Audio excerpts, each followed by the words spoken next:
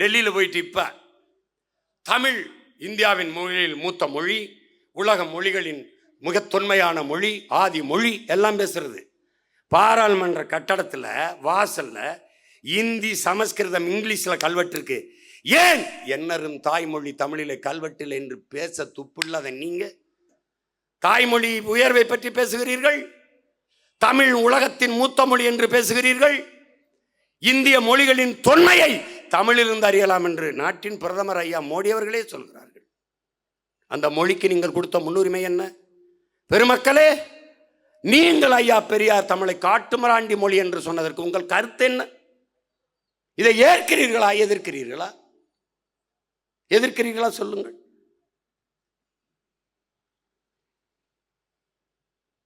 எந்த இடத்தில் நீங்கள் சரியாக இருந்திருக்கிறீர்கள் சொல்லுங்கள்.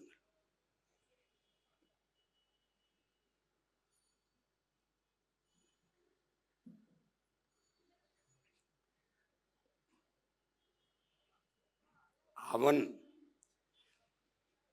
பாரதி என்பவன் ஒரு நாளில் பேசி அவனுடைய புகழை போற்றிட முடியாது.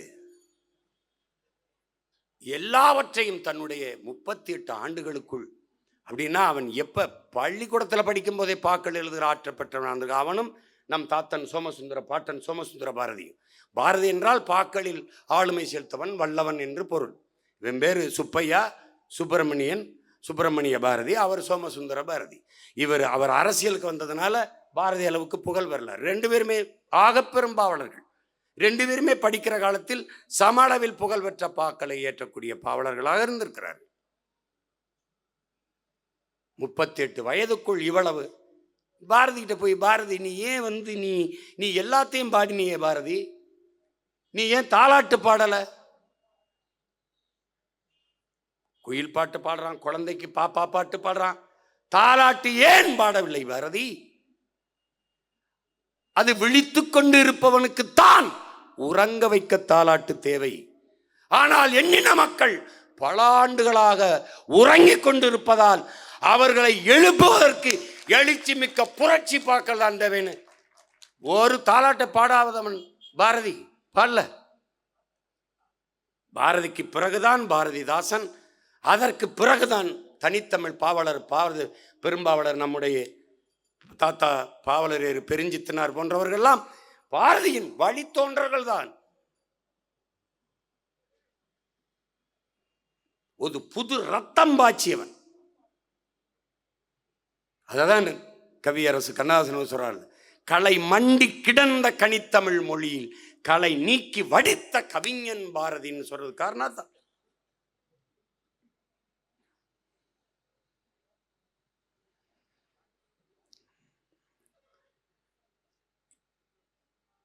இது அடுத்து அவங்க எப்படி பந்து போடுறாங்கன்னு பார்த்துட்டு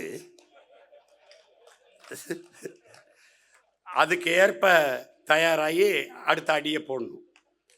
இப்போ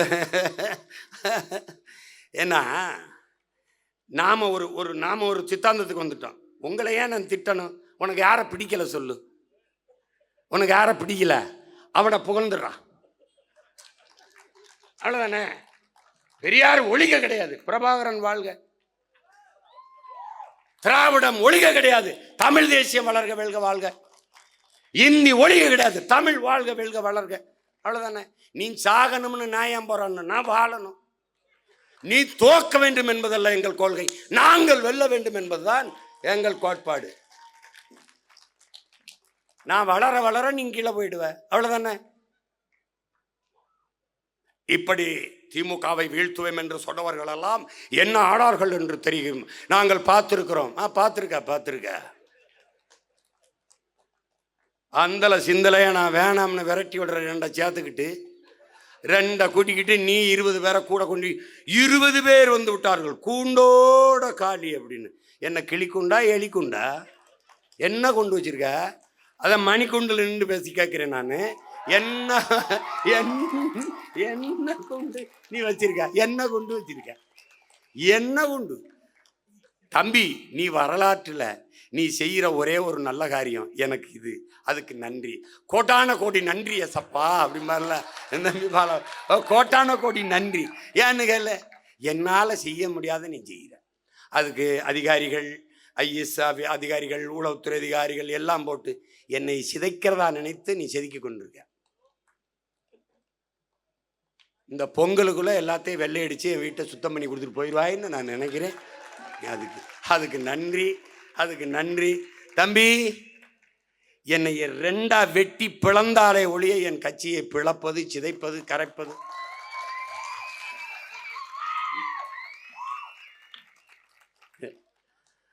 ஒரு கைவினை கலைஞன் 1000 பொம்மையை செய்ய முடியும். 1000 பொம்மை சேர்ந்து ஒரு கைவினை கலைஞனை செய்ய முடியாது. அதை நீங்க கவனிச்சுக்க. அவர் போயிட்டா அவ்வளவுதான்.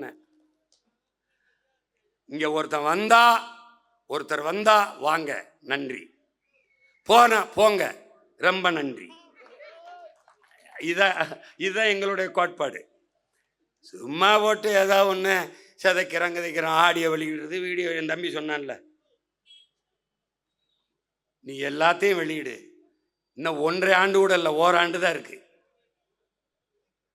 பார்த்துக்குருவோம் என்ன நடக்குதுன்னு பார்ப்போம். 2026 படைப்போம் புதிய அரசியல் வரலாறு என்ற கோட்பாட்டை வைத்து பாட்டன் பாரதியின் பேரனும் பேத்திகளும் களத்திலே பாயிரும். சமரசமில்லாத சண்டைக்காரன் பிரபாகரனின் பிள்ளைகள் தேர்தல் களத்திலே ஒரு புரட்சிகர அரசியல் போருக்கு தயாராகி வருகிறோம்.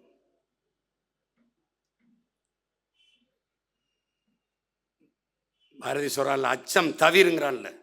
தம்பி ஸ்ரீதர் சொன்ன மாதிரி, அச்சமில்லை உச்சி மீது வானிடிந்து வீழுகின்ற போதிலும் அச்சம் இல்லைங்கிறான். அஞ்சாத பரம்பரையில் வந்தவன். அதேதான் எங்கள் தலைவன் கற்பிக்கிறான். அச்சத்தை கைவிடு, இல்லையில் உன் லட்சியத்தை கைவிடுங்கிறான். தோற்று போனால் நீ மாற்ற வேண்டியது பாதையைத்தானே உரிய லட்சியத்தை அல்லங்கிறான். நாங்கள் பாதையை மாற்றி மாற்றி மாற்றி பயணிப்போமே ஒழிய லட்சியத்தை ஒருபோதும் கைவிடப் போவதில்லை.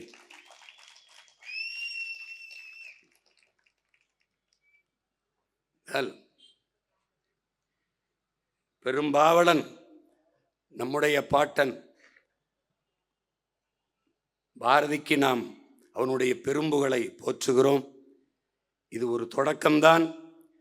ஒவ்வொரு ஆண்டும் இதுபோல நிகழ்வை நிகழ்த்த நான் துடிப்பேன். அது நிகழாமல் போகிறது. எங்களுடைய வீர பெரும்பாட்டியார் வேலுநாச்சியாருக்கு அவளுடைய புகழை போற்ற ஒரு கூட்டம் நடத்தணும்னு நினைப்பேன். அந்த நேரத்தில் அனுமதி தரமாட்டார்கள், மறுப்பார்கள். ஆனால் வருகிற 28ஆம் தேதி நம்முடைய பெருகதி அப்பன் இயற்கை வேளாண் பேரறிஞர் அப்பா நம்மாழ்வாருடைய பெரும்புகள் போற்றுகிற பெருங்கூட்டம் ஒரத்த நாட்டிலே நடக்க இருக்கிறது. வேளாண்மையின் அவசியத்தை, உழவை மீட்போம், உலகை காப்போம் என்ற தலைப்பிலே நாம் அங்கே மாபெரும் கூட்டத்தை நடத்த இருக்கிறோம். என் அன்பு உறவுகள் அனைவரும் வந்து நம்முடைய அப்பாவின் பெரும்புகளை போற்ற கூடுவீர்கள் என்று நம்புகிறேன். நம்முடைய பாட்டன் பெரும்பாவளன் பாரதிக்கு நாம் வணக்கத்தை செலுத்துகிற இந்த நாளில் ஒரு உறுதியேற்போம். அவன் கண்ட கனவு அதை நிறைவேற்ற வேண்டும். திசையெல்லாம் உலகமெல்லாம் தமிழோசை பரவும் வகை நாம் செய்தல் வேண்டும். தெருவெங்கும் தமிழ் முழக்கம் செழிக்க செய்ய வேண்டும். எங்கும் தமிழ், எதிலும் தமிழ் என்ற நிலையை உருவாக்க வேண்டும். நம்முடைய பாட்டன் பெரும்பாவளன் பாரதிக்கு என்னுடைய புகழ் வணக்கத்தை செலுத்துவதில் ஒரு பேரனாக, ஒரு தமிழ் மகனாக நான் பெருமிதமும் திமிரும் கொள்கிறேன். நன்றி, வணக்கம்.